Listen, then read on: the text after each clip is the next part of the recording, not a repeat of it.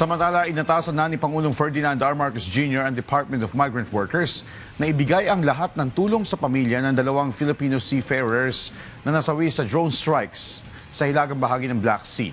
Ayon kay Palace Press Officer Atty. Claire Castro, inatasan din ng Pangulo si DMW Secretary Hans Leo Kakdak na agad makipag-ugnayan sa mga pamilya ng mga biktima at tiyaking maibibigay ang kinakailangang suporta.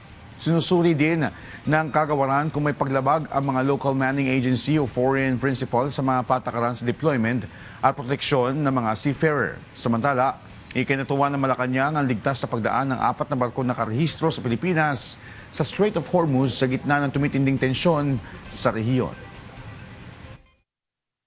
Sa ngayon po, yung mga naapektuhan po dito na ating mga kababayan, iniutos po ng Pangulo kay Secretary Hans Kakdak na kausapin kaagad ang mga pamilya ng mga apektado at siguruhin po ng lahat ng ayuda na legal ay maibigay po at maipaabot sa mga pamilya ng mga naapektuhang mga namatay na Filipino seafarers.